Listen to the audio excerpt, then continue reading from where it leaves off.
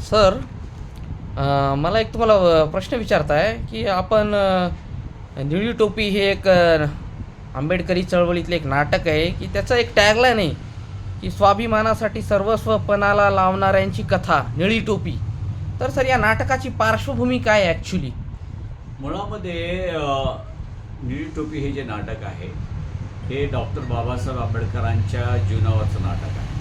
त्याच्यामध्ये मला असं वाटतं की 3 प्रकारची यामध्ये रचना आहे.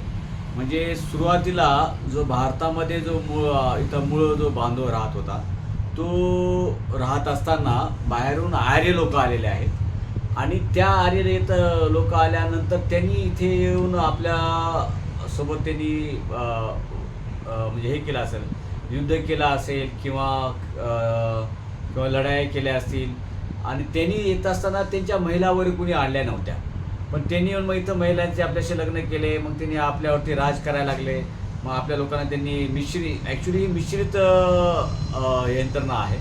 आणि मग त्यामध्ये त्याच लोकांनी आपल्याला अस्पृश्य केलं. मग नंतर हळूहळू कालांतराने मग त्यांनी आपल्याला गुलाम केलं, धर्माच्या नावावर त्यांनी गुलाम केलं. मग अशा पद्धतीनं जो पूर्वाश्रमीचा जो योद्धा होता, जो पूर्वीच्या काळामध्ये, तो कालांतराने जातीयतेच्या नावावरती त्याला महारे जातीमध्ये त्याला आणला गेला आणि त्यांनी ह्या लोकांनी गुलाम करून त्यांच्यावर हाल अपेष्टा जास्त केल्या.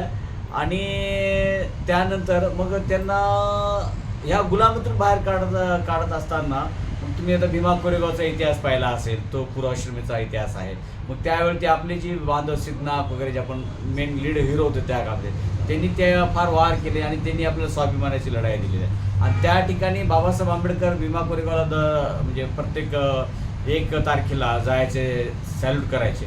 नंतर बाबासाहेब आंबेडकर जेव्हा ह्या समाजामध्ये एंट्री झाली तर पूर्वाश्रमीचा बाबासाहेबांच्या वाचनातून, बघण्यातून, क्रांतीतून पेटून उठला आणि त्यांनी बाबासाहेब आंबेडकरांची क्रांतीची मशाल दिली निळ्या टोपीच्या माध्यमातून, निळ्या रंगाच्या माध्यमातून, निळ्या ध्वजाच्या माध्यमातून. मग त्यावेळेस बाबासाहेब आंबेडकर जेव्हा भेटले मग त्यांच्यामध्ये पूर्ण बदल झाला आणि सगळी ही क्रांती घडून आली. अशा पद्धतीचं हे नाटक आहे. म्हणजे बाबासाहेब आंबेडकरांच्या विचाराच्या पूर्वी विचाराच्या वरती हे सगळं चाललंय. आताची जी प्रस्थापित यंत्रणा आहे, प्रस्थापित गुलामीची यंत्रणा असेल किंवा जातीयतेची मानसिकता, ह्याच्यातून बाहेर कसं पडावं हे बाबासाहेब आंबेडकरांनी त्या आपल्या साहित्यातून दाखवलेलं आहे. आणि त्या मार्गावरच हे सगळं नाटक उभं आहे असं मला वाटतं. म्हणजे थोडक्यात निळी टोपी म्हणजे एक स्वाभिमानाचं ज्वलंत प्रतीक आहे या नाटकातनं, असं सांगायचं लेखकाला. नेहमी म्हणतात की गुलामाला गुलामीची जाणीव करून द्या म्हणजे तो बंड करून पुढे उठेल. तर बाबासाहेब आंबेडकरांनी त्या सगळ्या गुलामांना गुलामीची जाणीव करून दिल्यामुळे तो बंड करून उठला.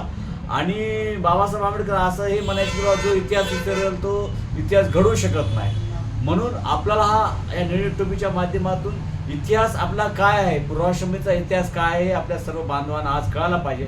तर तो बंड करून उठेल, तर तो शिक्षण घेईल, स्वाभिमानी होईल, तो सत्तेमध्ये जाईल, त्याने समाजकारण करेल. ह्या सगळ्या गोष्टीची जाणीव करून देणारं पूर्वाश्रमीचं आणि आताच्या या संदर्भामध्ये भाष्य करणारं हे नाटक आहे असं मला वाटतं. ओके सर, धन्यवाद.